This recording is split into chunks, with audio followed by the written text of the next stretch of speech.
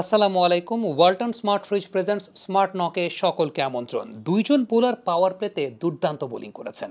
একজন ফজল হক ফারুকি আনডাউটেডলি এই টুর্নামেন্টের লিডিং উইকেট টেকার, পাওয়ার প্লের one of the best bowlers. আরেকজন তানজিম হাসান সাকিব। দুজনেই কিন্তু পাওয়ার প্লেতে সমান সংখ্যক উইকেট নিয়েছেন। এখন এই দুজনের মধ্যে ইম্প্যাক্ট আসলে কার বেশি সেই ব্যাপার নিয়ে একটা বড় আলোচনা কিন্তু হতেই পারে। তার আগে একটু পরিসংখ্যানটা দিই। তানজিম হাসান সাকিব 4 ম্যাচে পাওয়ার প্লেতে 7টা উইকেট নিয়েছেন, ইকোনমি 4.40।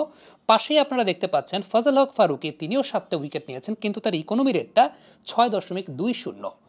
অবশ্যই সর্বশেষ যে ম্যাচটা ওয়েস্ট ইন্ডিজের এগেইনস্টে ফজল হক ফারুকি খেলেছেন, ওই ম্যাচটার পরই এই পরিসংখ্যানটা বা এই দৃশ্যপটটা পাল্টে গেছে, বা এই জায়গাটাতেই তানজিম হাসান সাকিব এগিয়ে গেছেন। তবে আরেকটা জায়গা অবশ্যই বলতে হবে, সেটা হচ্ছে back to back breakthrough এবং ম্যাচ উইনিং পার্সপেক্টিভে ইম্প্যাক্টের যে জায়গাটা। খুব ভালো করে একটা বিষয় চিন্তা করে দেখেন, বাংলাদেশ কিন্তু ক্লোজ ম্যাচ ডিফেন্ড করেছে দুইটা ক্লোজ ম্যাচ বাংলাদেশ ডিফেন্ড করেছে, এটা একটা ফ্যাক্টর ছিল। সাউথ আফ্রিকার সঙ্গে ম্যাচটাও ক্লোজ ম্যাচ খেলেছে। আফগানিস্তানকে কিন্তু ক্লোজ ম্যাচ আসলে খেলতে হয় নাই, তারা কনভিনসিংলি জয়লাভ করেছে। They had runs on board. বাংলাদেশের একটা প্রেশারের জায়গা হচ্ছে Bangladesh did not have runs on board. এটা একটা বাংলাদেশের সবচাইতে বড় প্রবলেমের জায়গা। বাট ফজল হক ফারুকি তারপরও নিউজিল্যান্ডের সঙ্গে যেভাবে তিনি বোলিং করেছেন, তার আগে প্রথম ম্যাচ উগান্ডার সঙ্গে যেভাবে 5 উইকেট নিয়েছেন, definitely he is in best of his shapes. নতুন বল, পুরাতন বল দুইটা দিকেই খুব ভালো মতো পারদর্শিতা দেখাচ্ছেন তিনি। আরেকটা উল্লেখযোগ্য ব্যাপার যে দুইজনই, তানজিম সাকিব এবং Fazal Haq Farooqi, off the pitch movement এবং সুইং মুভমেন্ট দুইটাই খুব ভালো মতো করতে পারছেন। তবে আমার কাছে মনে হয় যে ম্যাচের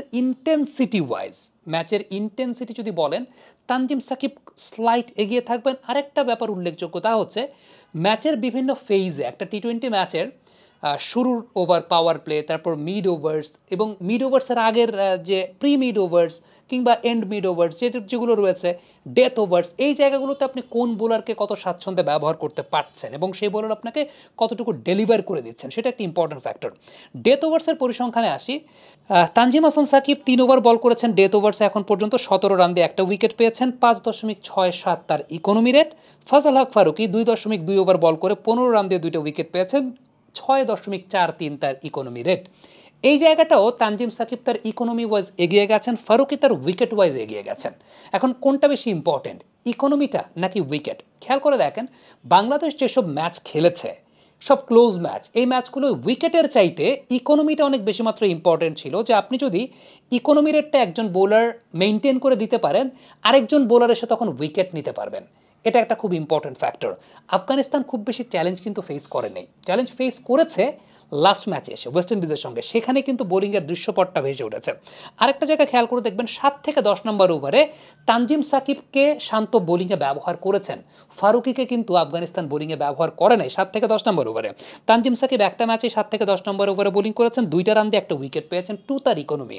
সো এই ফেজটা তানজিম সাকিবকে অনেক বেশি মাত্রায় এগিয়ে দেবে। আরেকটা জায়গা, ফারুকি ডেফিনেটলি এগিয়ে আছেন 11 থেকে 15 নম্বর ওভারে, যেখানে ফারুকিকে 2 ম্যাচে ব্যবহার করা হয়েছে, 3 রান দিয়ে 3টা উইকেট পেয়েছেন ফারুকি। অন্যদিকে তানজিম সাকিবকেও 11 থেকে 15 নম্বর ওভার ইউজ করা হয়েছে, 5 বল থেকে 3 রান দিয়েছেন, তিনি একটা উইকেট পেয়েছেন। সো তাকেও আপনি এই জায়গায় পিছিয়ে রাখতে পারবেন না। To be very specific, Farooqi উইকেটটা নিয়েছেন, but Tanzim Sakib had the best of the best impacts. কারণ তানজিম সাকিবকে আপনি ডিফারেন্ট ফেজ ইউজ করতে পেরেছেন। Bangladesh played crunch games, close match খেলেছে, ক্লোজ স্কোর ডিফেন্ড করেছে। Afghanistan had runs on board, Bangladesh did not have runs on board. এই জায়গাটা সবচাইতে ইম্পর্টেন্ট ফ্যাক্টর, যে বাংলাদেশের স্কোর বোর্ডে রান ছিল না ডিফেন্ড করার জন্য।